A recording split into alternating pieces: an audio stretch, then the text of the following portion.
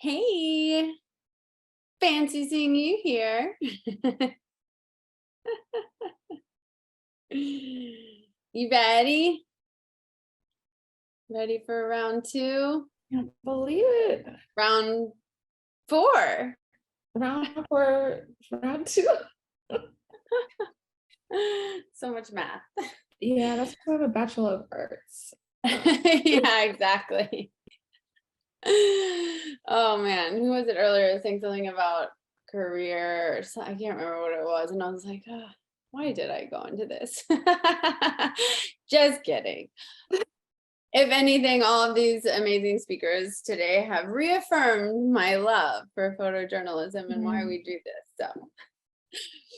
So, hey everyone. So no one can hear us now, right? Well, yes, they can, and they just heard you, but They that is did. okay. So we're live.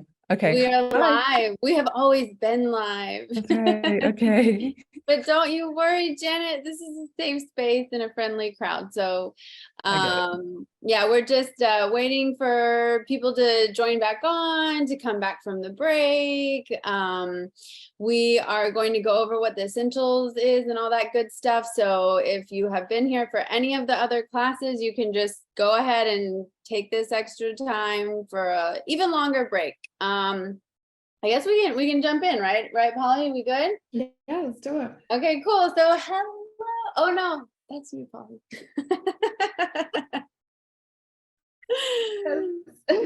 Hi, everyone. Welcome back, or welcome for the first time if this is your first session for day 2 or the first session with the essentials at all. Yesterday was amazing, so many great speakers, and we learned so much. And thanks to everyone for the great questions. We had some good, deep conversations yesterday, and also for the first half of today.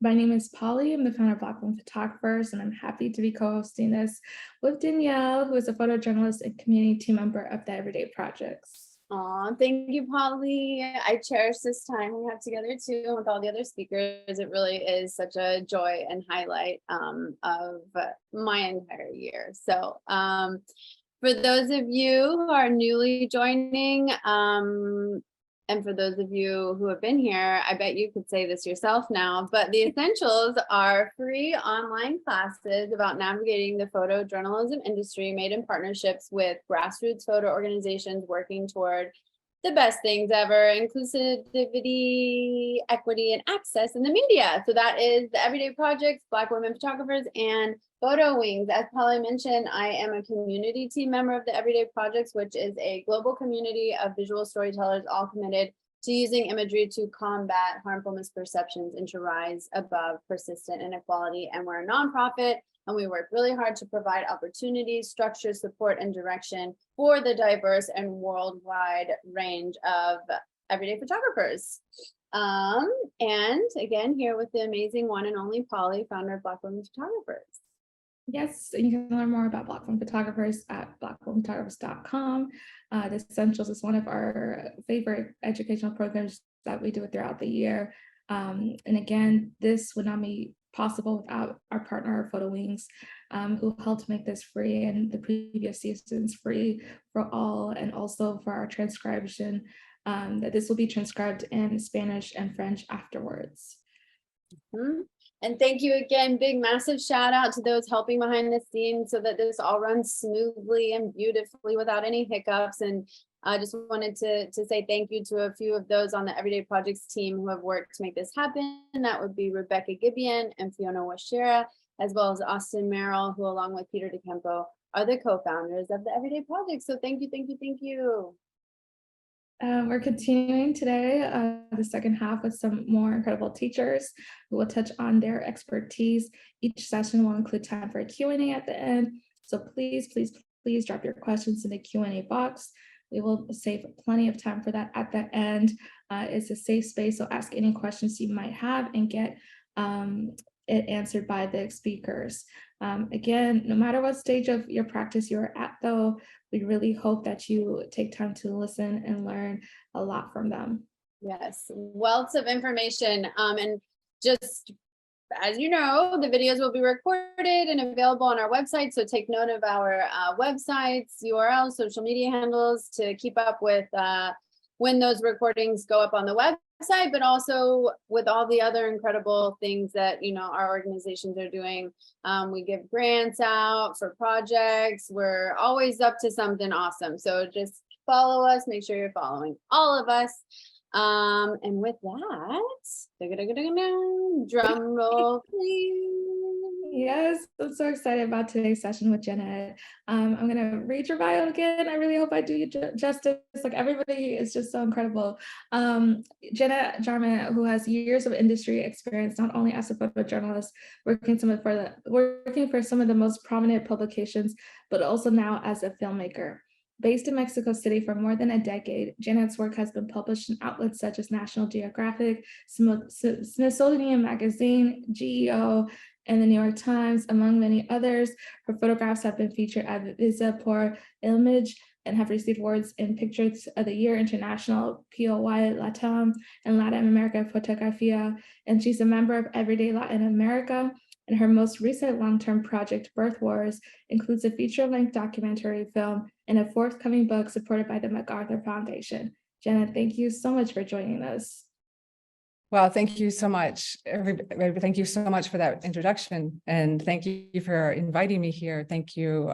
Huge thanks to Everyday Projects, to Black women photographers and Photo Wings. It's a real honor to be asked to be part of this series of photo talks and to discuss this topic of photographers moving towards filmmaking. If you're here listening, you might be asking, does it even make sense? Is it worth all the effort? And if yes, how do we go about it? So I think I'm going to share my screen. First, I'll open this.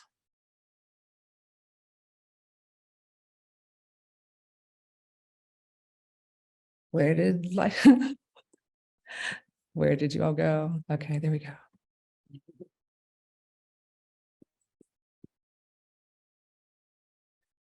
Everything okay with that? Yes. Yes. Okay, great. yes. That's my thank you, everybody. So photography to filmmaking. So first of all, let me give you some background as to why I started to incorporate film into my skill set of visual journalism. It was rather a long and winding path. Many of the tools we have at our disposal today were not available when I started this journey. And filmmaking is still a journey. You cannot wake up one day and just say, okay, from now on onwards, I'm going to create films. In fact, I vividly remember my skepticism many years ago when news organizations, mentors of mine, and eventually clients began to encourage video storytelling. I was still convinced then that only the still photograph had the power to make people stop, feel, and reflect. I was a purist, and admittedly, I was daunted by the equipment and the editing skills required to make compelling films. Sound, however, did fascinate me. While driving all over South Florida during my first newspaper job, I frequently listened to public radio. I loved how journalists made stories come alive. Radio journalists made stories come alive using ambient sounds and poignant interviews. It was as if a person's voice and form of expression seemed equal to the power of light or gesture in a photograph, and a unique natural sound could take me closer to the essence of a situation. So I felt a new surge of excitement the first time I did a project for which I shot stills and recorded audio interviews, and I began to feel strongly about pursuing this approach in more depth. Multimedia pioneers like Rich Beckman and Brian Storm actively encouraged me in this direction. And I gradually progressed from creating photo slideshows with audio to transitioning into producing short stories for editorial clients and nonprofit organizations. I still had mixed emotions about shooting video, but once the motion quality DSLR cameras was satisfactory and editing software became affordable, there was just no longer any technical or financial excuse for not incorporating video into my stories. I also believe that branching out and diversifying my way of working made sense from a business perspective. So most of my editorial assignment work at that time remained still photography only. However, emboldened by some successful self-initiated projects and feeling that this was a way I could tell stories with more depth and nuance, I started to generate ideas for which I could produce both a photo slideshow and a video. So here's some of my first ideas. This is a story I did on police reform in Mexico in a small municipality that didn't have a police force.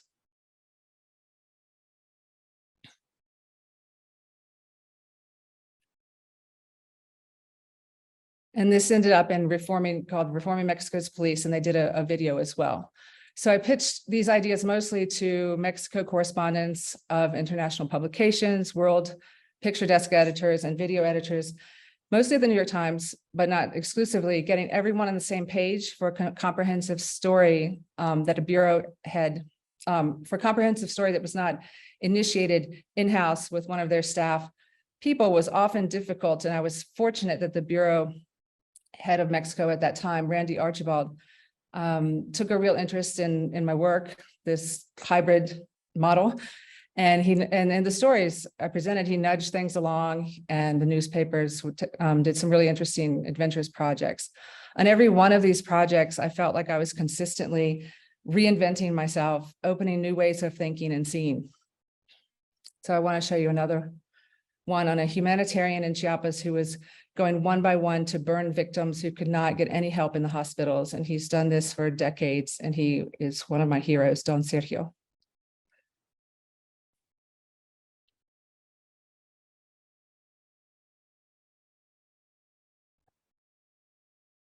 And this also, I also made a video for this. So you can see I was trying to do both things at one time, and we can get to that in the Q&A.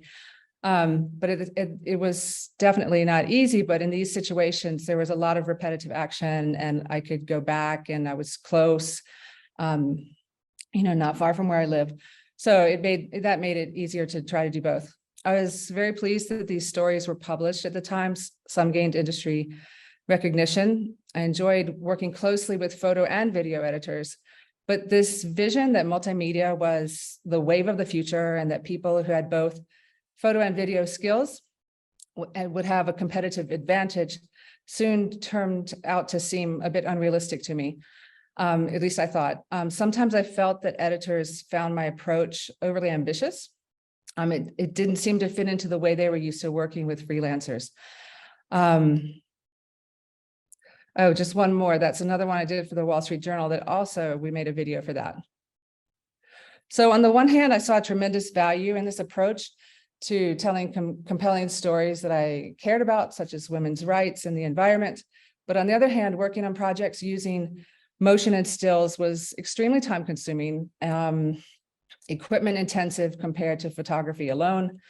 I was also frustrated that editorial budgets could barely cover the production costs of multimedia projects.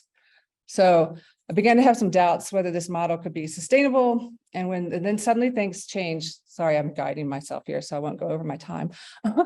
Dramatically, when one video editor, Sujong Kang, and the New York Times Health Science editor, Celia Duggar, decided to support one of my hybrid projects, a photo and video story about midwives that I had initiated in Chiapas, Mexico. It took a few months to convince them, but the 20 photo slideshow and short film turned into a surprise hit. And the result changed the course of my career. I will be forever grateful to both of them for believing in this project. Let me show you how it turned out. I'll show you a few photos, still photos first, and then we'll go with the video.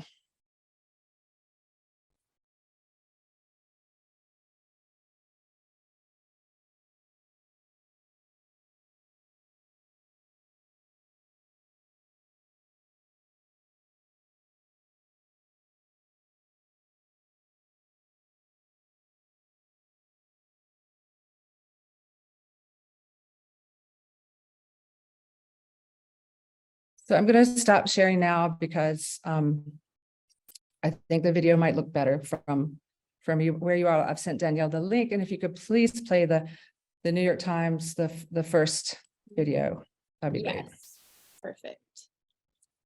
And this is awesome, Janet. Loving it. So you can see this, right? The video? I can. Yes? Mhm. Okay. Hopefully the sound works here. I have it on a second screen, so you can hear the sound? I heard that.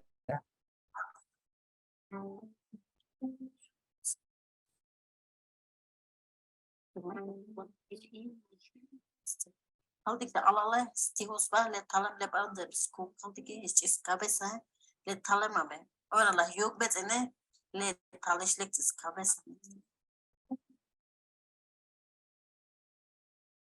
Gracias Dios le yal otoye porque ya şat amun yela.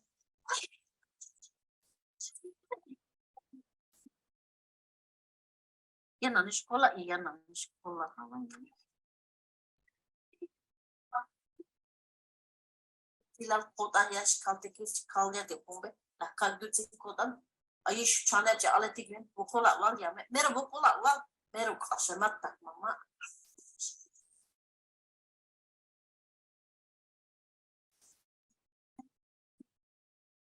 Ti había más o menos como 6 de la tarde de como ya le doctor kalabiliyor medical to heart special clinic como bueno si halt hala hat çabuk hala kalmış çahat da niye ister çok ben astopa elavisi ala pero ben bomba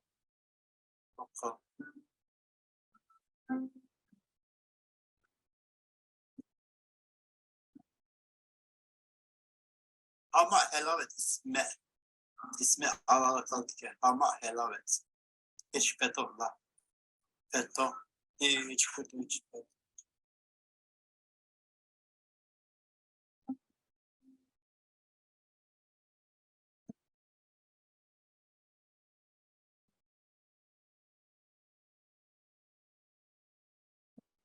¿Por qué se mueren? Pues a lo mejor porque pues están en una población muy lejana, así que no tienen mucho acceso al centro de salud.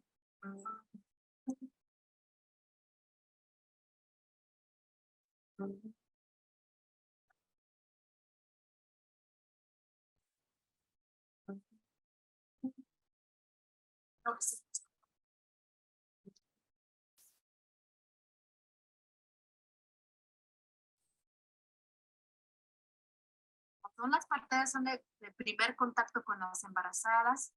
Pues yo creo que es unirlas todas a las parteras tradicionales junto con nosotras y involucrarlo en el sistema de salud, no están involucradas. Saben un montón, saben, yo creo que hasta saben muchísimo más que yo, siendo yo una profesional. Y espero que también ellas están dispuestas pues a relacionarse también con nosotras, porque lo que queremos es trabajar en equipo, porque tampoco quiero quitarle el trabajo a la partera tradicional.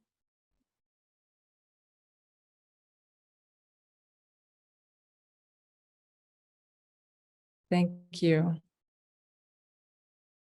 Wow, so powerful, Janet. Thank you. I'm gonna go back on mute and you can share screen again. Okay, I'm so sorry about that. There was a did anybody hear the music? Was the music cut out of that? Somehow they had composed this beautiful piece that I didn't hear where I am, but you can just imagine that if the music was there. I hope you could hear it.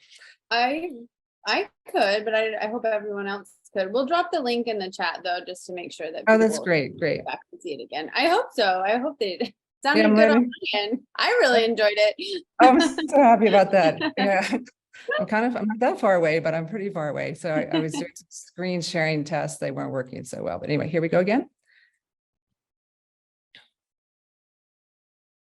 So back to this project. Thank you so much for watching that and coordinating that share. This film and slideshow generated a lot of attention, especially in the global maternal health community. It's a surprise to me. It became a springboard to my being offered more ambitious and longer projects on this topic, such as a film 1 year later for the nonprofit Every Mother Counts that was published in Nat Geo's short film showcase. So you see, although working independently as a freelancer can be lonely and daunting at times, it is worth continuing on projects you believe in deeply. You never know how things might evolve, and be patient and believe in yourself. The New York Times short film also caught the eye of the MacArthur Foundation, who approached me about applying for a grant to take my coverage to a new level and make a feature-length documentary about maternal health challenges in Mexico focused on its birth culture. Receiving this grant changed the course of my career even more, as you can imagine. In front of me was a whole new and exciting challenge. I mean, really exciting. I had to dig into the art of filmmaking and supercharge every journalism skill I had ever learned and everything I've been striving towards for the past 15 years. A dear friend and colleague, an extremely gifted filmmaker named Candice Barbeau, helped me push through my initial fears to really unleash the filmmaker inside me. She insisted that I stop saying the word video. You're a cinematographer and a filmmaker now, she repeatedly said. So at the start of the process, I had to decide that what was the story I wanted to tell and how was I going to go about it. And I wanted to show the difference that midwives were making in women's lives, contrast their care with the one women received in institutions, hospitals, and how the challenges they might face, that they faced and the fight that they had to engage in. I didn't want a lot of talking heads in the film. I wanted to show action and emotion and really draw people in and not tell people what to think, but show, not tell. This meant that I had to go into the trenches of healthcare, follow a number of midwives and doctors over time, and contrast their way of working with women in institutional hospital care. I wanted to generate a connection between the viewers and the characters. In order to achieve all this, sorry about the noise, I did 6 months of research and scouting, and then put together a very small team that included a field producer, a professional sound mixer, and myself. We went out on the road for long stretches for 1.5 years while communicating consistently with the editor and the post-production teams. The entire process, shooting, editing, post-production, and marketing, took just under 4 years and resulted in a film called Birth Wars. I would now like to have to go out again, and I'd like to show you the trailer for this film. All right, going to share my screen again.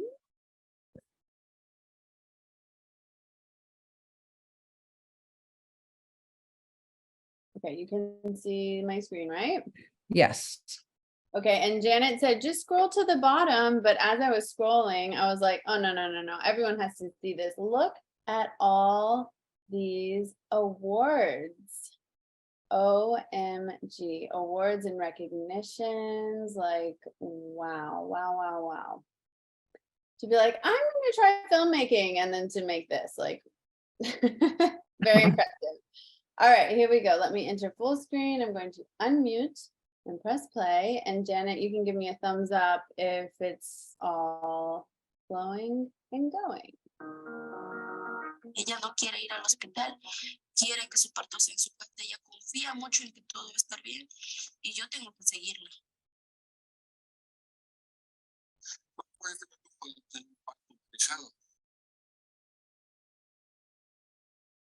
Partería es muy espiritual. Para ser partera tiene que nacerte del corazón, tienes que decidir serlo, tienes que sentirlo en la sangre, pues.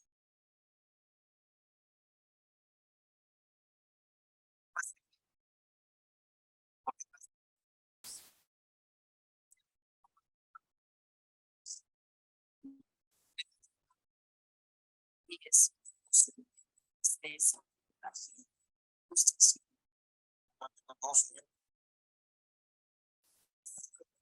La próxima cesárea. Me siento con todas las ganas y toda la actitud de trabajar, y que toquemos puertas y nos digan, no, pues no, pues deja tus papeles, pues te hablan.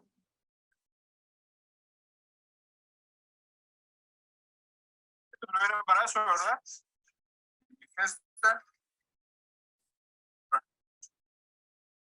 Creo que las barreras más fuertes son la educación y el machismo. Mashiwa chica mi capaz na cara mina de capaz de olale tan se cortan ya mine o pas de mi pasa no que tal Es de que las parteras sepan cómo trabajan los médicos y los médicos sepan cómo trabajan.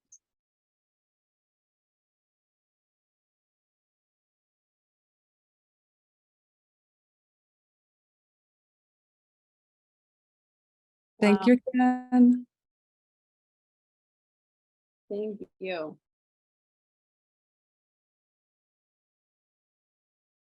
Thank you so much. I hope that worked out. So one aspect of filmmaking I'd love is that films can have a long shelf life, and they take a lot of effort and time, but they can remain relevant for a long time. And that is definitely one of their attractions to me. My aim continues. I continue with this topic, and I'd like to keep adding to an important global dialogue on reproductive rights. Since the film's premiere, I've expanded my maternal health coverage globally, and I've recently worked in Pakistan and Indonesia, together with local teams of professionals. I anticipate continuing on this path for the foreseeable future, as well as my environment work. So now enough about my personal story, but I hope it was useful to see the progress or the organic path that led me here. Let me offer a few general thoughts on film. First, as you can tell, I struggled over how to be a hybrid photojournalist and filmmaker simultaneously in our present industry. I've concluded that it's very difficult to do both at the same time due to the demands of each process. Also, I've come to realize that I have a different mindset now when shooting stills and video. For stills, I find myself seeking to capture the essence of an entire scene conveyed in a single moment. And for motion, I'm thinking of how to paint a scene through a succession of wide, medium, and close-up images. I love shooting motion now. I love film, cinema, Candace, yeah. But my photographic and journalistic eye and approach still directs the core of my style. I'm not a distant observer. I want to be inside a scene where emotion is being experienced. I want to be present, spontaneous, completely in the moment. I want to capture the essence or truth in a situation and portray it in a balanced way. And that's what I've always tried to accomplish with my work, with my still photography work, to achieve access in delicate situations and to make viewers feel like they are really there with me. So that's my visual storytelling style. And I'm just translating that to my motion work. And secondly, success depends first and foremost on being a strong storyteller. No matter how much equipment you add to your creative tool set, and there's a lot that they will offer you, being an experienced journalist and storyteller will set you apart, and master that first would be my advice. Filmmaking is a very different skill set and a very rewarding one. Knowing how to conduct revealing interviews, how to find interesting situations, and how to create stories that have a compelling narrative have a compelling narrative arc is paramount. It's sometimes easy to get lost in the technical challenges of filmmaking, but once you pull your focus back to the story, magic can happen. So now let me offer some concrete guidelines about filmmaking that I've learned along the way. A film is about characters and making them relatable. Make me care is the mantra. That's what I hear all the time, and that's what we have to do. Always have that in mind when creating your film. And ideally, a film needs a beginning, a middle, and an end. That magical narrative arc, it sounds logical, but it's really more difficult to achieve than one thinks. A purely descriptive film hardly ever excites anyone. Viewers may forgive a bad visual.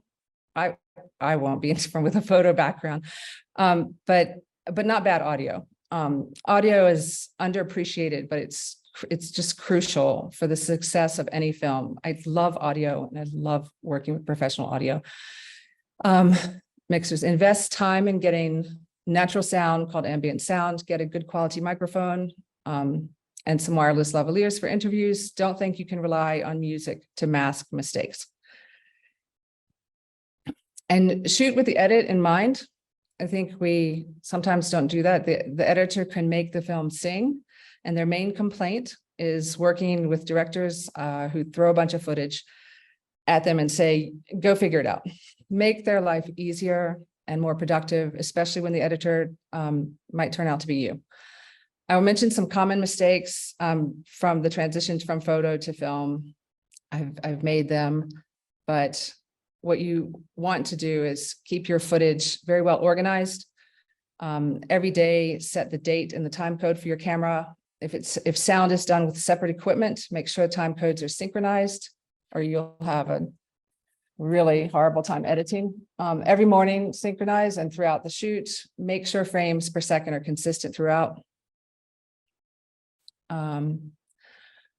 Hold your shot to capture the entire action of a scene, and provide a few seconds before and after of recording for editing purposes. So this will help a lot with transitions. Don't hurry and run to another scene, because this will make a huge difference if you have a little bit of space recording to the transition in the flow of the scenes. And this will help the editor a lot. Let people walk in and out of frames. Don't follow them unless it's necessary for the purpose and that action has a purpose. Think in sequences. Shoot wide, medium, and tight shots to build scenes and offer variety for editing. Room tone. Do a few minutes, please, of room tone before and after every interview.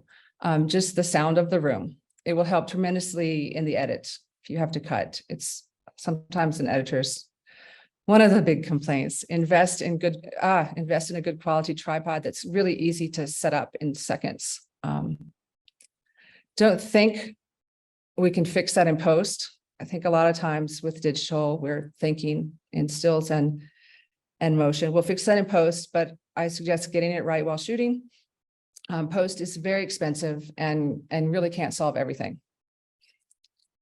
So to close, some general advice to all of you, not just film, but for photo, for life, whatever. Professional, think hard about what really defines success for you. Is it getting the next assignment for a prestigious international publication? Remember, this can be a fleeting and uncertain path. Is it to be part of a community that can really create change? Is it living a full life and feeling like you are participating in society by making impact with your work? So this answer will differ for everyone. For me, it has always been important to try to tell stories in all of their complexity and nuance, and to be part of a community and to also feel like I'm making impact is very important. Filmmaking became a way to do just that. It meant being able to record people telling their own stories and adding more storytelling elements like sound and motion, and sometimes elements that I couldn't get in just one photo. So if possible, spend time telling your story. It's a way of respecting our profession or our craft and practice, and more importantly, of respecting the people in our stories. And it's always better than parachuting into people's lives for just an hour or two, like we are sometimes asked to do. And apply this respect to your own colleagues as well. Be good to other journalists, because we all need each other more now than ever. And at the end of the day, the most important thing we can do is just try to be humble and thoughtful people who are able to move beyond stereotypes and labels to connect with people at the heart level, soul to soul. So we can get to your, and if you think that, I thought, well, I'll have a team it's much nicer working with a team sometimes. And that was one of my favorite things about film, but sometimes you're still alone. in the rain. This picture makes me laugh so hard. Okay, I have some, I don't think I have time to go over these right now, but if you want me to quickly, some really great resources. Maybe quickly, because we do have Gotta be a quick. long list of questions for you. But yeah, I think this is always really helpful if people want specifics of where to actually find these opportunities. So yes. Yeah, for sure. I have these. So I'm still screen sharing, right? No. Wait, Janet, I said yes. Okay. All right. I was going to take you to these individual websites. I will Oh, screen share. okay. Yeah, we don't have to do that. Maybe Okay, well, no, I have it now. oh, So there now we I'm go. screen- Okay, cool. Yeah, Okay, just so people can like screenshot it and maybe Yeah. just kind of briefly tell what each one is. Yes, I'll be really quick on this. I'm amazed, and it's so exciting today. There's so much information there. We're so lucky. We have so much information. There's so much incredible learning available out there online. In the beginning, I would start going to 2-day courses, and I just, it didn't work. I finally asked Candace to come down. And we went through a lot together, but I learned so much in the beginning of my career and throughout everything. If you all have a chance, you could learn so much from Brian Storm at Media Storm. He has, did I put it down here? Media Storm, training, workshops, online training, post-production. Taken some of these courses. I've known Brian for a long time and his team, and it's a great learning tool. So then Bill Gentile is a professor, an Emmy award-winning professor of journalism. And he also has a workshop called, his big theme, he teaches the backpack journalist. And I can say that after having worked with a team and being able to, have a team, I'm now looking at the editorial world and thinking of how I can mix video or film back into, keep working for clients, but, on a smaller scale, not a feature-length documentary.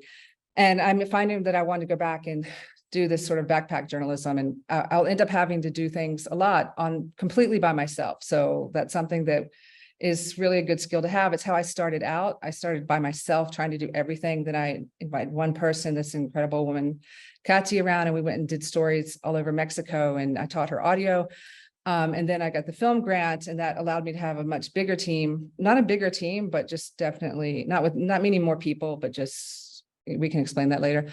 But now if I'm going back and I don't have a team and I don't have a budget, then I'm going to do everything by myself, and backpack journalism, I would recommend to people to do everything yourself. Pamela Yates is an incredible award-winning filmmaker, human rights activist.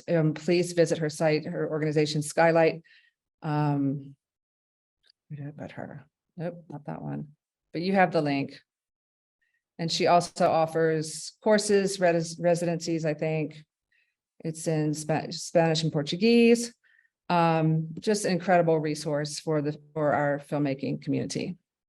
And then Mary Virginia Swanson is also an incredible leader in our industry. And she has wonderful workshops called La Luz workshops. And the part of the MacArthur grant was to make a book. And I realized after the film, I went and shot still photos of the same topic all through the pandemic. And then I took this, I was sort of like going into making a film. There were parts of that I didn't know. I knew how to tell a story. I knew how to tell a longer story. I knew the journalism side, but the distribution and marketing, I had to learn a lot. And it was very challenging, but I just took a bookmaking course with her. It was phenomenal. I think the slides are still up there. You can take the course. It was just full of information on how to do everything. And then organizations, go to the ducksociety.org. You can learn everything. You can learn so much about everything about making a film, tons of support. The International Documentary Association. And then, I was trying to find all these for you, and they're 10 best documentary websites. Maybe take a look at that last site and go through all those. And then, with wonderful people in the field, Lauren Greenfield was a huge inspiration to me. She really does it all. So she's made lots of movies and still started as a still photographer. Cheryl Schwartz also, and Christina Cusau Shaul, I also got to know a long time ago as a still photographer, and he moved into filmmaking. And we know Amy Vitale and her still photos, and also makes films. And we came from a similar background and similar people who were mentors for our multimedia and filmmaking. So yeah, take a look, and there's tons of inspirational people, examples. I'm certainly still learning. And yeah, these are photos that will go in the book, but I won't go through those. We have time later. And I think that's, what did I put at the end of this? I know you have a lot of questions. Okay, I think that's it. And I would love to hear all of your questions. I hope that didn't take too long, but maybe I answered all of your questions already. Hope so. Wow, so amazing. And look at all those beautiful photos. I was like, oh, I want to see. But wow, I'm just so impressed by you and your photography and your filmmaking and all of this experience and knowledge that you have shared with us. I mean, that was like a crash course in how to transition, how to add filmmaking into your repertoire. So that was like amazing, Janet. Thank you so much. So we do have a lot of questions and we have time, so that's good. Naturally, there's a lot of questions that people have around gear, because with filmmaking, I mean, the kit can be overwhelming, as you have said, and expensive. So here are the questions related to gear. First of all, can you give any advice on, sort of essential bare basics that people can start off with? Like, what kit would you recommend for beginner filmmakers or anyone who wants to get into filmmaking but has no experience and maybe doesn't have a huge budget? Yeah, let's start with that, and then we can piggyback because there are more questions about gear. Oh no. Okay. So I knew that was going to come up, but I have to admit, I'm just not a huge gear person. I really am. Well, that's comforting, because if not, and you can still make films like this, then I think that's what everyone wants to hear. So, but continue. No, I mean, it's not to say I haven't learned a ton about gear, but I guess my biggest advice would be not to let the gear just dominate your mind. Because it did. I really struggled. I got this, substantial grant all of a sudden, and I mean, nothing's all of a sudden, but it's here. And then I thought, well, I have to, step this up. This needs, this is a film, and then you have to think. You have to think of where you want. First of all, where you want to distribute your film. If your goal is Netflix, good luck. That's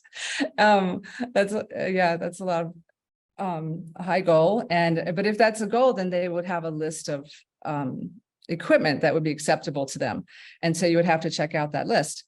And when I first started out a long time ago, I was just using a DSLR, a Mark III. I probably did the police story with a Mark II. But who cares? That was what was acceptable then. And then I had some Zoom recorders on the top of my camera, and then I added a lavalier mic. You should see this contraption. We all build these contraptions. So I had the still camera, and then the Zoom recorder on top, and then a lav on the top, and the XLR inputs. And then, so that looked like a giant V, and then the camera underneath that. And then it was just too big. I used a monopod. I love stabilization, and I'm always using a monopod in the field, and tripods for interviews. And I really think that makes a difference. So I would definitely say get a strong tripod. That was one of the first and strangest things I'd ever bought as a still photographer moving into film. I'll never forget the day I went to B&H, and I was like, had major shopping anxiety, and just walked into the video section, and I'd never even been in that part of the store because I went straight to the back. And this guy just looked at me, and he was probably thinking, oh, you're one of those converts. I was talking about tripods, and he said, so how much do you want to spend on your legs? And I thought, that's the strangest question. And then I thought, oh, legs of the tripod. Okay, legs of the tripod. And then, oh, you have to get, it's all these parts. And then, so I stayed in the video section, and part of it's just getting, that was a long time ago, but I got a wonderful tripod that I still have that day. And I like that it's really fast. You can set it up really quickly with just one switch. And so, yeah, you can work with that. And then when I did the film, I thought, well, I need a cinema camera. So I started looking at Sony, and I quickly, went out on the first shoot of the film, and I quickly realized this is like, having shot with Canon all your life and then taking a Nikon out to a big job. So you can't just, it was just too different for me. And I thought, okay, I'm going to have to just stick with Canon. And I loved the C300, and that worked well for me. And it was small enough at the time to, it wasn't too wieldy, but it was still pretty wieldy. And then I did buy a sound mixer, a sound devices mixer for, for the team and for future work. So we had that for the sound mixer. But then that's when you're doing a film with a budget, or I could have rented that. But like I think I heard yesterday, all the equipment that's available for rental, because it does get really, really expensive. So that was sort of, but now that I'm going back and maybe trying to do everything by myself, I did get a Sony 7S III because I really think that it will be better in low light. And I really want to move back to just being completely, compact, having just one camera and, one monopod or tripod, or just sometimes you rest the monopod on your waist pack. So I think one camera that obviously shoots both, and then invest in a microphone and the basic kit. I would say a camera, maybe a second camera. It doesn't have to be the exact, well, it helps if it's the same quality or the same one. And then one shotgun directional mic, and maybe a lavalier set with the capacity to mic 2 people. And then you would build on that. And then maybe you'd be able to mic 3 people and maybe 4. And I'm talking documentary work. This is not fiction. This is like, I also don't think that, I have to say, it's not the camera. It really is the eye and the brain and the heart and the worldview and the research of the person making the film. I've seen films, that's what I might go out with now. But I recently had a job for a newspaper, and imagine coming off the film and having, gone through the whole thing. I can barely even, the C300 now just seems enormous. I can't believe I use that. And I'm surprised how well it blended in. That's another thing I learned. I know you have a lot of questions, but I thought in film, everything, but maybe, people will be so scared of all this equipment. It has to be small. I have to be discreet, because I've been trying to be discreet my whole life in still photography. And I used to look at TV teams and think I could never do that. Look, the equipment's just huge. And so, I was trying to be discreet, but then I found out people really love video. They love film and they love to be filmed. And so people are upset now sometimes when they're like, you're only doing still photography and you're not filming. This is not a film. And so, yeah, I think people are fine with that, but I still think we need to really pare down and be discreet, and not only for discretion and places we go and communities we enter and being respectful, but also for security reasons. So I hope that answered. There's so much equipment. You just have to talk to everybody. And there are so many. The B&H website has videos, tons. There are tons of videos out there about, and once you learn the lingo, it's like in that first day in the video department, I was like, okay, lingo, this is a language. And by watching tons of videos, you learn, you just learn. And the resources I gave you, you will learn so much. I think if you would start, you could start there, and there are other great teaching places. But yeah. Thank you so much. Golden. And I think one important thing that Janet is saying here that I'd like to stress again is sometimes, just start small, start with what you can, start with where you are, and then upgrade from there. Because sometimes I feel like a lot of times in our industry, we're like, oh, we have to have it all. We have to be here. We have to have everything. But no, really, you can start small. Sorry, Danielle. Yeah. I was talking about the iPhone, the assignment I had recently, to go from using the C300. And this client, I did this still essay, and by the way, and then it was so weird to have him go, oh, do you have some video? it's like, is this like an afterthought, or no, it wasn't an afterthought, but it was just like, do you have some video? And so I wrote back to the editor and said, well, do you want a budget? Like the sound person I usually work with is on a contract for 2 weeks out. And I wanted to know if he wanted me to build a little team. He's like, can you shoot this on your iPhone, please? And I thought, oh, of course. Yes, I can shoot this on my iPhone, of course. And so people are making films on their iPhone or on any phone. Doesn't have to be on their cell phone. Yeah, So yeah. I might do that next. Yeah, and that'd be one way to cut down the weight and number Yeah.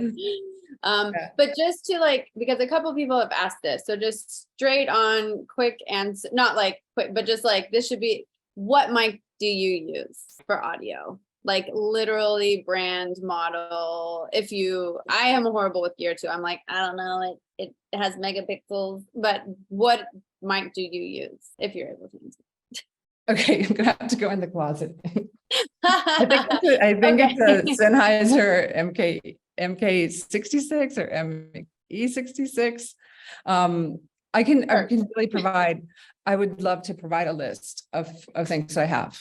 Okay, yeah. I will write it all down, because I'm sorry I didn't get to that. I was trying so hard to figure out what might I be able to say about this whole thing in 25 minutes, and then the list. Yeah, it was great. It was amazing. Okay. So definitely Sennheiser, but there's tons of. I mean, you can just go up. It depends on if you could spend from $200 to $3,000. There's just such a range. So really, I think the microphone will depend on budget, but you would definitely want somewhere in your bag a directional mic and the lavaliers. Cool, great. Okay, and then one more quick question before we kick it off to Polly, because there are many. A lot of people have questions too about, like, how do you decide whether a story will be told through still images or will take a more audio visual form? And also, when you are doing photo and video, how do you juggle both? How do you flip flop between both? Okay, yeah, that's the hardest. It's not hard to answer. I've tried it so many times. Let's see, when I first started out, like I said, I was using just one still camera and putting all the audio gear on the top and the hot shoe, and I had a monopod, and I really was just walking around. I wish I had that picture. You should see me in a hospital outfit with this giant monopod with this thing that I had made. It looked as big as the C300 on top. And I could do both, because you could just flip a switch on a DSLR, and I'd be like, go between stills and photo all the time. And like I said in the talk, I've once I dedicated with the grant, the MacArthur grant, that was obviously I had to dedicate all of my time to, I said, no, this is a film, and I'm not going to go back and forth in the film between stills and cinema. There's just no way I can do that. I'm dedicating everything, all my time, to film, and I had to do that. And then I learned how important that is to actually try to separate if you can. I know it's not ideal. And then after that, I went back. I mean, Candace told me, she goes, don't be afraid to just do all film and just dedicate yourself only to that. And don't even think about stills in the field, because you will have a chance after this to go back. You will have a lot of contacts. You can go make the stills. And I thought, no, you can't do that, because you can't just go, you miss moments like that. So I'd say in the field, I try to concentrate on one or the other now. And I think stories that have a lot of, like the ones I did earlier for newspapers, they had a lot of repetitive action. So I could really say, okay, well, I'll photograph, Don Sergio with these two clients now, and then I'll switch to video for the third one. And you will never have the same pictures. You could do screenshots, but I have not done that still. So I really think about it that way. I choose one, and I think, how much motion is there, how it, I just decide. Like there's a water story I've been working on, and I shot it all for the last year, all in stills. And towards the end of that, I was thinking, I started getting into all sorts of machinery situations. And I thought I just thought you get to a certain point where you're thinking, I'm done with the stills. And this is such a motion story. I have to photograph this now. I have to do video now or motion now. And then you just start doing that. It's really hard, but I would say to know some stories really lend themselves to motion and some stories really lend themselves to stills more to other ones. The story I just did recently was on the one with the iPhone. Was the whole time I was shooting stills, I kept thinking this really is a motion story because it's got artisans and they're etching glass on machines and there's just wild motion everywhere. So I think you can do any story in stills or motion and have tons of impact. Some might lend themselves a bit more to motion. And I guess my advice would be not to, if you do have time or if you can make the time to really focus on one or the other, because something will, if you try to do both, something will suffer. In the very beginning, some of my first pieces, years ago when I still was skeptical, you should see you can see the progression a little bit on my website. If you go back, I would shoot still. And then I'd be like, okay, like in Aguas Negras, a story about sewage fertilizing the Valle de Mezquital. And so I thought, these are stills, I love them. And then all of a sudden I was standing at the end of this with Conagua people on this little triangle of land. And I was seeing all of the sewage of the entire city of Mexico just going down these two rivers right in front of me. And if I'd fallen into it, it would have been horrible. And it was just so powerful, this water, and started moving. And I thought, okay, well, that's definitely motion. This is better in motion. And then you can see as I progressed, and then I went into the police reform story, the access was so delicate. And I thought, I'm definitely doing this as a still story. This is a long time ago. I would definitely have done it as a film now. So I started shooting stills. And then the minute I got to my first scene, fantastic access. I have to do stills on this. It's a newspaper, this is New York Times. And I saw the practice and everything unfolding and people running around, the drills. And I thought, no, this is totally film. And at that time I could I just shot more video but I had repetitive situations again. So again, just try to choose one or the other at that moment. I've gone back now and I've been in the field recently and I find myself right back where I was maybe 10 years ago thinking, I want to do both, but you must have the discipline to just finish one and then start the other. Thank you. We talked in previous classes about like the different permissions needed when out on assignment for photos, like different consent forms and release forms. Are there different permissions needed for a film or is it about the same? Definitely when I started making this larger film, a feature-length film, in the film world, the model release situation seemed to be a bit similar to the advertising or commercial model release situation in still photography. This is changing, but I definitely thought I needed model releases, and it depends on the country and the place, on whatever. But it also, for me, it's much more important than whether, I just want to make sure that the people in the film are protected. I mean, you want to make sure that you're protected, but you also want to think more about, for me, the people in the film. For me, the model release was about, first, it's what you do in film. You have to have it because a film is a much different distribution and output than a editorial job. And so it was a definite from that perspective. But then I also wanted it to be a definite because I want people to have informed consent. I want them to know what this project is about and my sincere intentions of everything I'm trying to do and trying to achieve with this. And so for me, it was definitely important. And I've actually thought, after having model releases for everything in the film, certainly in still photography before, I would never photograph, without consent in situations. It would be verbal consent. We're all used to that. And I don't feel, it's just, and you definitely know when people don't want their photo, and then there's a dialogue that happens. But I definitely think I will I'm working on a brief editorial consent form that I'll use in my still photography as often as I can. Like if you're on protests on the street, that's hard, but my stories tend to be very personal and very often very intimate. So I would like to have that for editorial photography as well. You mentioned earlier about how the power of film and how it can just live on and just like it feels like it can just be long. It can, sometimes live longer than a photo in some sense. When it comes to like, okay, you've done the film, how do you go about putting it out in the world? Was that like promotion and marketing look different compared to when it's still assignments? And then in previous classes, we were talking about pitching.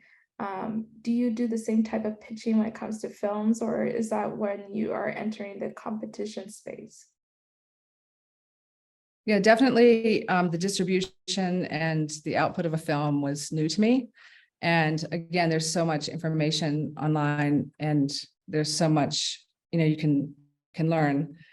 But we decided to try to go the festival route first. And so the festivals are fairly easy to know about, and their websites that have, all the festivals. And then you start getting into a circuit, a communication circuit, and you have people invite you to apply. And, there's the festivals are all out there, and, so that I thought that would be one way to get the film out there. But I was also very concerned, and you have to also think with a film, there's a lot of attention to the impact part of filmmaking, and how will you make impact, and will you have an impact campaign? And there are companies, not companies, but outlets, organizations dedicated to helping you figure out your impact campaign, which would hopefully lead to an education campaign. And then if you would want distribution, wider distribution, say TV or Netflix or some of the streaming, that's a whole different route. And sometimes people would try to get an agent, and just like you would in photography. But that is really tricky. I would think if there's one thing I missed, I came from a photojournalism background, and I had most of my contacts in photojournalism. And making a film, the first film was like a very serious story and much bigger and with different equipment. But I wish I had had more time in the beginning to really study distribution models. And now I know a lot more, but there are those outlets. And that's why before making the book, I was just so grateful for Mary Virginia Swanson's for the La Luz workshop book course, because it helped me learn all of those things, those details about what to do after you have the material and how you do this. So there are places for sure where you can learn, but if you would have time before making a film to really learn everything about the second part. People told us, they said, making the film is one thing, but once you finish the filming and the editing and the post-production, you're only halfway there. So you definitely, if you have the time, if it works, just learn all of that first. So that, and some people say you need to be planning your impact campaign from the first scene that you shoot. And so, yeah, I had a lot of contacts. I've been working on this topic for a couple of years, and I had developed a list, and I definitely had started all of that. But once you start shooting and getting in the field, it's so immersive and so full on that unless you have a team that can dedicate to the impact campaign and all of the, the distribution, that would be a really great thing to have as part of your team. People who were definitely, it's great to have your team in the field, and I wanted the team to be as small as it could be, and so we could be discreet for many reasons. And but if at that time I'd had a separate group that was learning this other part, then that would have been helpful, because when it's just such a small team, you're learning it all and shooting it all. And so try to learn as much as you can about that beforehand. So yeah, it's very different. The pitching,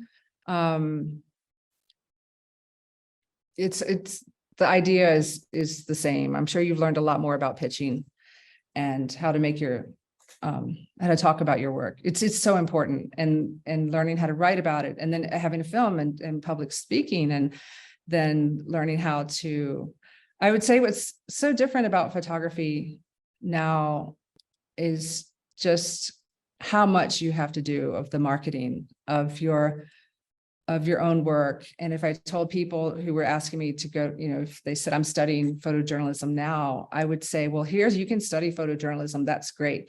But I would have a list of other things you should also be studying. And it would definitely be writing, and a public speaking course is fantastic. And computer science. The other day I had my first card and get corrupted. I've been shooting digital since 2004. And I thought, okay, this only happens to other cards, not my SanDisk. And I thought, whoa, that's terrible. I was like, oh, of course you go online and YouTube and you find these people taking cards and hard drives apart. And you're like, wow, I really wish I had studied that. And so engineering, there's so many things, so many aspects that go into our work today, and with all of the technology, the bottom line is the storytelling and the journalism and the ethics, and the heart that you put into your work. All of that has to be there, but there's all this other stuff around that. Along those same lines, when you were mentioning editing, how do you, I guess, organize? Because like when it comes to photos, it's a lot different, right? It's like 1,000 photos. It feels a lot more manageable than, I don't know, like 1,000 hours of film. Like, how do you organize your film? Any tips and tricks on how to just keep your footage organized, and how you build that cohesive story from start to finish? Okay, so yeah, that was really daunting as well. You definitely just need to keep trying to get more hard drives. And then they become from 2 terabytes. I remember when they had ones that were like, 1 terabyte. You're like, oh, that's just huge. And then what could I fill 1 terabyte with as a still photographer? And then with film, you just started going, oh, I think I need 5 terabytes. Whoa, maybe 14 would be good. And so then with a film, then you're thinking just maybe I need more than 14 terabytes. I would say every time just be extremely, the workflow it can be tedious, but it's so rewarding if you can just it's just a whole different level of organization, of coming back every night and every day and making 2 copies of everything and separating those copies somehow, not having them in the same bag, obviously, and but just definitely every day, and come up with a workflow that is extremely disciplined. It's really hard when you're in the field and you're shooting for like 15 hours and things just unfold, and then maybe the next day you don't have anything to do because that whole scene falls through. But just as disciplined as you can, and day by day, and then every time you get back from the field, logging that material and having, the editor would go through it and tag things. And I think I definitely, coming from a still photo background and a journalism background, I'm not going to say I shoot too much, but I shot film or cinema in a similar fashion, this organic process. You go out in the field and then you might go down this path and maybe this scene works and then maybe that one doesn't. So you end up accumulating. I learned that people coming strictly from a film background would probably do more pre-production, but my pre-production I found always turned into production, because when you're doing pre-production, it's not so vague, you're trying to find a story. But one time I went to Guerrero at the beginning of the film and I thought, okay, I'm going to be back for 3 days. I'm going there personally because at the school, I'm not getting emails. I'm not getting return emails. So I think I'll just go there. And then the director invited me in, and then I ended up staying there 3 days, and then everything opened up. and I had to stay like 4 weeks. And so that was pre-production, which was supposed to be 3 days, have a couple of meetings, figure out what you want to do. So with documentary, this whole concept of going out and doing pre-production and then dividing it into this box and then saying, now I'm going to go out and film and I have just 10 days to do this. It doesn't work quite like that on a feature documentary film. So there's got to be a lot of flexibility, which means there has to be a lot of organization and a lot of duplications. Sorry, some people have two backups, some people have 3, and logging as much as you can, and then tagging, and those images would be an editor's job, and just staying really on top of that, or it will be a disaster. I mean, I go back and do still assignments now. I was like, should this class be, it's from photo to filmmaking, but it doesn't just keep going. You can still go back to stills, like some assignments will be stills and some will be filmmaking. And that's what I'm happiest about, is to be able to do both. You know, now I can actually say, that was the whole goal in the beginning, to, you know, diversify your, or diversify your, for business reasons, your skills. And so to be able to really be able to choose and say, okay, I will do this on this one and that, or to offer both. So when I go back to stills, I'm like, wow, that's just one folder I'm downloading tonight. Wow, it took 2 minutes. Okay. Let's but yeah, you spend like an hour or two afterwards or longer at the end of this long day, but you have to stay on top of it. Well, we are a little over time, but we do have one more question that I think is really important to address. So we're going to make our outro a little shorter than it normally is, just so we can get more time with you, Janet, because this has all been very valuable.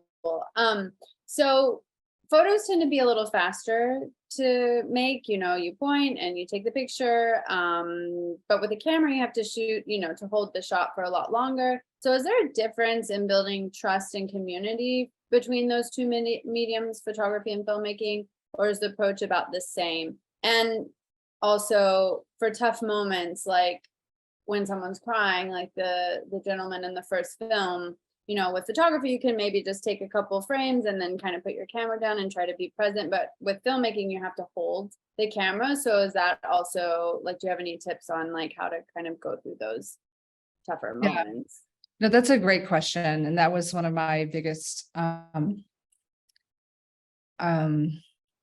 mean, it wasn't a challenge. Like I said, I thought it would be such a challenge going into the film with just bigger equipment, and even with 2 people or 3 people instead of just myself. With myself, with just one person, there's so much rapport you can build with just body language and eyes. The eyes say so much, and you can really just have be really discreet in a very sensitive situation. And I was by myself then with one other person, and I did have a monopod, and I put the camera very, you know, sort of behind me, not behind me, but I really had to just, and that made me, that situation was just so sad. And that's why I actually want to go, I would like to get, it's another reason I'm dedicated to getting, you know, smaller equipment and to constantly be trying to be as discreet as possible. But that's for sensitive situations. And I've been in so many, and again, that's why, and it really is the same approach, and it's the same body language, and it's the same sensitivity. The camera's different. I think people are a lot more used to video and film cameras now, and they have become much smaller. So it's not as much of a problem. Like I said, they're sometimes upset. Wait, you are making a film, aren't you? And so it's the same. So the questions about the approach. When you get to having a dedicated audio person, sound person with you, that's a different situation, but you have to respect, if you're going to work that way, you have to respect the audio person, the audio, that's their profession. They have to be able to do professionally what they need to do. So, and, you know, just like you do. So you have to go into like all of the situations I went into with Birth Wars.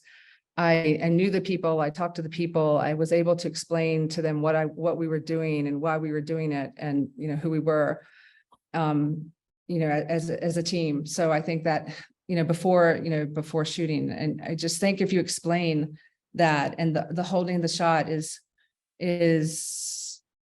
I found myself explaining to like Guadalupe in the movie, and, you know, I said, I would explain to people, this is how we have to work to do a great job and to tell your story really well.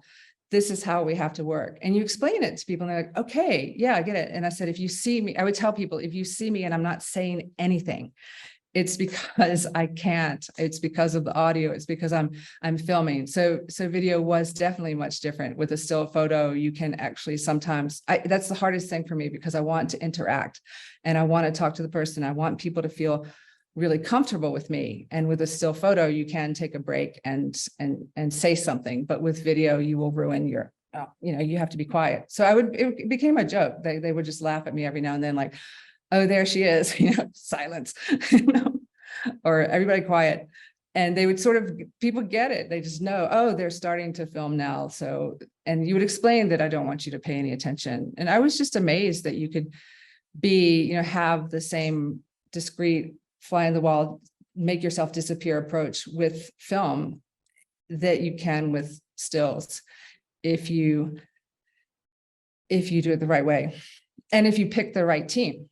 That's a whole different story. You have to, as a filmmaker and directing, you have to be able to explain to your team and have people on your team who understand how you work and how you might not have a call sheet every night at midnight, because you don't know what you're doing the next day. It's a different type.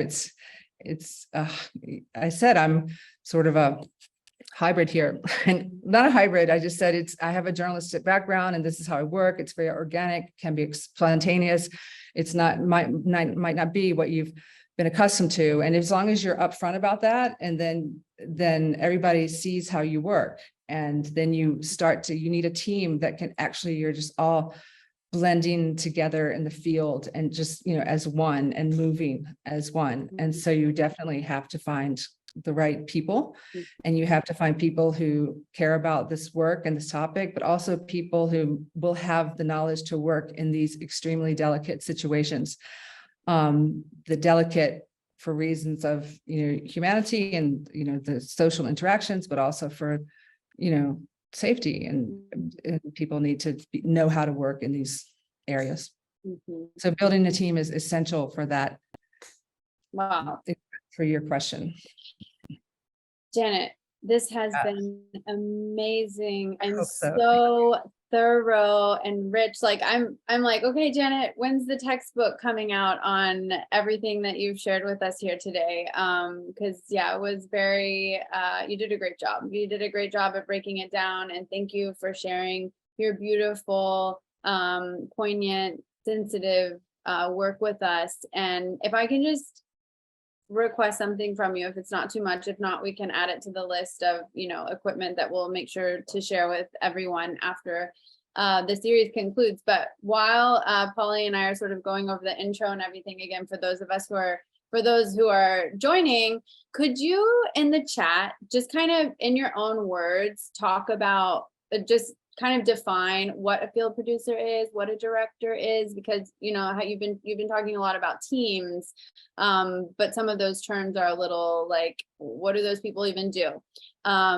While we're doing the intro and outro, if you don't mind. If not, you can just, we'll figure it out later, but in your own words, if you don't mind. But thank you once again so much for all of your knowledge. It's really been a pleasure to have you here with us today. And I'm just, again, so impressed with everything that you do, and can't wait to see what you do next. I'll be myself looking for the textbook. Okay. Well, thank you. In addition to the book, but well, no, cool. I just thank the people who took the time to educate me going into this, and I've given you some of their names. They know so much, and there's so many more, but and there's so many where we can all help each other. And in film, that's what I loved about film also, is the community around it, because I'd been working alone for so, you know, we're out there in the field as still photographers sometimes.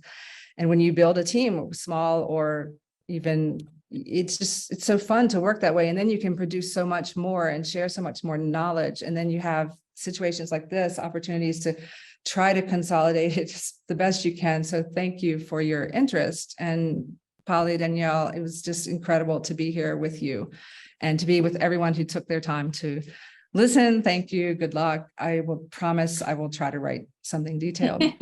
Yeah, but good luck. And well, yeah, I can't wait to hear the next talk.